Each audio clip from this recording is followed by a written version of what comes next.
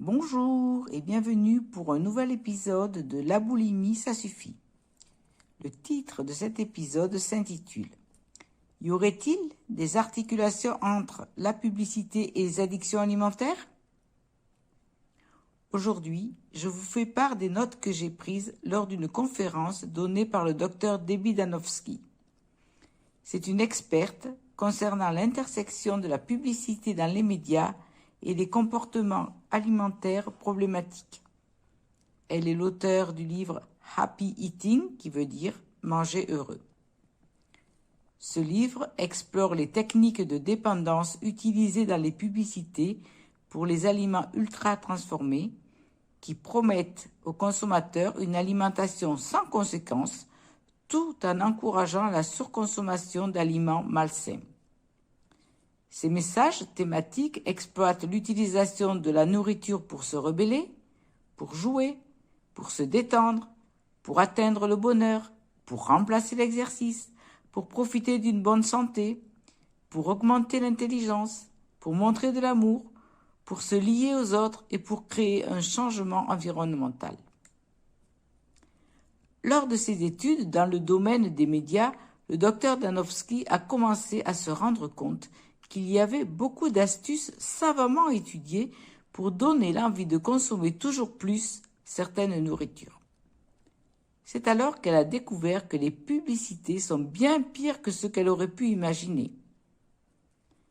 Elle a commencé à repérer à quel point ces publicités étaient d'autant plus puissantes qu'elle pensait, comme la plupart des gens, « Oh, la publicité ne m'affecte pas, je suis bien trop intelligente pour ça ». Cela pourrait être vrai si nous n'étions exposés à ces publicités qu'occasionnellement. Pourtant, certains experts disent que les Américains peuvent subir jusqu'à 5000 publicités par jour. Alors, comment rivaliser avec cette puissance quand on voit autant de publicités savamment étudiées? Mange ceci, fais cela, et tous les messages subtils qui en découlent. Cela peut même en devenir dangereux. Et comme il n'y avait personne qui étudiait les troubles de l'alimentation avec les publicités dans les médias, elle s'est penchée sur le sujet. Elle est partie de la peur suivante. Si elle n'était pas vigilante à ces messages publicitaires, elle finirait, à force de les entendre, de les voir, elle finirait par être influencée par elles. Elle a eu beaucoup de chance d'avoir trouvé un éditeur qui a accepté de publier son livre parce que beaucoup d'entre eux appartiennent à des entreprises alimentaires commerciales. Son éditeur a reconnu qu'il y avait un manque d'informations et a pris le sujet au sérieux. Je vais maintenant vous faire part de quelques exemples tirés de son livre. Tout d'abord, l'histoire de Tony le tigre, la mascotte des céréales Frosties de Kellogg's. C'est un excellent exemple parce que l'utilisation de mascottes fait partie des techniques favorites. Tony le tigre est arrivé en 1951 et il est tout de suite devenu populaire. Les publicitaires se sont assurés qu'il l'associait à des activités sportives. Tony faisait par exemple du ski nautique. Ensuite, dans les années 60, ils ont utilisé Tony en lien avec des sports et des gens célèbres. Vous pouvez notamment voir sur Internet la publicité Frosties de Kellogg's 2005 avec Tony Parker. Puis, ils ont décidé qu'ils allaient montrer la famille de Tony. Vous voyez, les petits bébés tigres et la maman. C'est la progression dont cette mascotte est entrée dans la vie des gens. Peut-être que lorsque les grands-parents étaient enfants, ils ont vu Tony dans les années 50, et puis leurs enfants les ont vus, puis il a été transmis à la génération suivante. Et dans les années 90, nous avons entendu Tony dire aux enfants qu'ils pouvaient faire n'importe quel sport et être performants. Vous voyez ces publicités où il boit un bol de céréales et tout d'un coup, il saute en ski nautique sur ces vagues géantes. Mais il le présente comme si c'était à la portée de tout le monde. Le message transmis par le slogan était « Si vous mangez cette céréale, alors vous pouvez faire ressortir le tigre en vous et réaliser vous aussi ces exploits sportifs. » Puis, nous entrons dans les années 2000 et Tony est désormais une célébrité et il continue d'être aimé par tout le monde. Il a reçu des lettres de fans, il est devenu réel à ce stade. Cela a pris un peu de temps, mais ils ont fait de lui cette icône associée à des athlètes professionnels. Puis, en 2019, ils ont financé des programmes dans les écoles et collèges. Ils ont été choisis très délibérément parce qu'il est établi que les enfants sont très vulnérables par rapport à leurs habitudes alimentaires. Ils financent donc des programmes sportifs dans les écoles, ce qui semble être une chose merveilleuse que nous offrons afin que nos enfants soient actifs. Le paradoxe, c'est que nous leur donnons une céréale remplie de sucre par l'attrait pour une mascotte qui n'est vraiment juste conçue que pour vendre cette céréale. Il n'est pas un véritable ami. Il y a même des gens qui ont écrit sur la façon dont Tony le tigre s'apparentait à une figure paternelle réelle lorsque les enfants n'ont pas de père. Et c'est tout simplement honteux de dire aux enfants qu'ils peuvent manger ces céréales et qu'ils peuvent être actifs et ultra performants à la fois. La vérité, c'est que vous ne pouvez pas avoir les deux, c'est l'un ou l'autre. Vous ne pouvez pas à la fois manger beaucoup de cette céréale sucrée et réussir dans le sport à haut niveau. En plus, il y a quelque chose de vraiment rassurant à propos de Tony le tigre.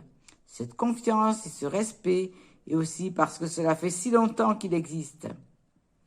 Si devenu générationnel, si je suis né avec cette publicité et que mes enfants la voient maintenant, il faut qu'ils prennent de ces céréales parce que Tony le tigre, on le connaît bien. Et que c'est le même tigre qui était là quand j'étais enfant. Donc, on est plus disposé et influencé à le faire confiance. Sortez le tigre qui est en vous.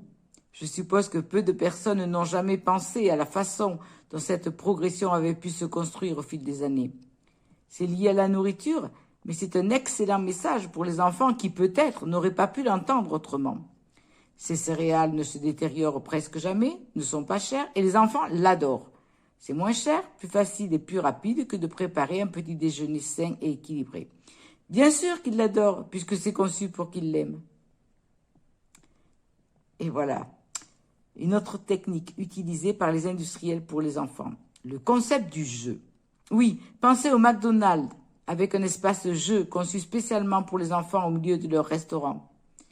Il y a aussi les repas heureux, la boîte Happy Meals. Le message renvoie « Mange McDonald's et tu seras heureux ». Et il y a un jouet à l'intérieur. Maintenant, qu'est-ce qu'un jouet a à voir avec le fait de manger cette nourriture? L'idée, à l'origine, était d'inciter les enfants à manger leur hamburger frites. Alors, ils en demanderont plus parce qu'ils voudront le prochain jouet. Et comme c'est toujours un jouet qui fait partie d'une série, il pourra revenir pour compléter la collection. C'est vraiment efficace et ciblé pour les enfants d'un même groupe d'âge. Il y a aussi, par exemple, des biscuits en forme d'animaux. Ils ont en fait été créés en forme de jouets pour des fins commerciales. Et il y a beaucoup d'autres messages comme ça qui sont très subtils. Autre exemple, les fruits roll-ups, ces rouleaux de fruits secs qui procurent un grand engouement auprès des enfants pour leur faire manger plus de fruits. Or, ces fruits sont tellement transformés qu'il n'y a même plus de fruits dedans. Bien sûr, ils disent de vrais fruits, parce que oui, à un moment donné, c'était le cas, mais le produit fini n'a plus aucune valeur nutritive. Alors maintenant, un autre exemple pour les adultes. On va dire à un ami, tu sais, il est important de te détendre et de prendre soin de toi. Des phrases comme « Oh, tu mérites une pause aujourd'hui, va chercher un Kit Kat ». Oui, encore une fois, c'est un gros problème pour les personnes qui sont vulnérables à ces messages. Nous, qui sommes tant surbookés et sous pression, bien sûr que nous méritons une pause, Kit Kat ou autre. Autre message subtil du style « Aujourd'hui, tu n'as pas besoin de faire à manger, ça n'est trop pour toi. Tu mérites qu'on cuisine pour toi. Mange cette nourriture genre KFC. Dans les années 50, on a laissé le colonel cuisiner pour vous, pour un soir. Ce sont des messages qui ont vraiment touché beaucoup de gens à l'époque. Et aujourd'hui, parce que nous sommes occupés, submergés, débordés, nous avons juste le temps d'ouvrir un sac de salade ou d'aller à l'épicerie acheter des légumes pré-cuits à la vapeur et hop, dans le micro-ondes. Suivi de fromage déjà découpé en cubes et des salades de fruits toutes préparées. Et terminons avec ces dictons merveilleux à l'intérieur de bonbons ou de chocolat du genre « Tu es tellement génial » ou avec une affirmation positive. « Oh, lis ce petit message qui vient avec ce chocolat. C'est une bonne façon de prendre soin de toi. » Des exemples, vous en avez sûrement plein d'autres qui vous sont revenus en mémoire. N'hésitez pas à les partager dans les commentaires. Et si cet épisode vous a plu, n'hésitez pas à cliquer sur le pouce. La semaine prochaine, je vous parlerai des 4 moteurs qu'utilisent les industries en lien avec toutes les addictions. Une façon d'y voir plus clair et d'améliorer ses habitudes de consommateur. Bonne semaine à tous!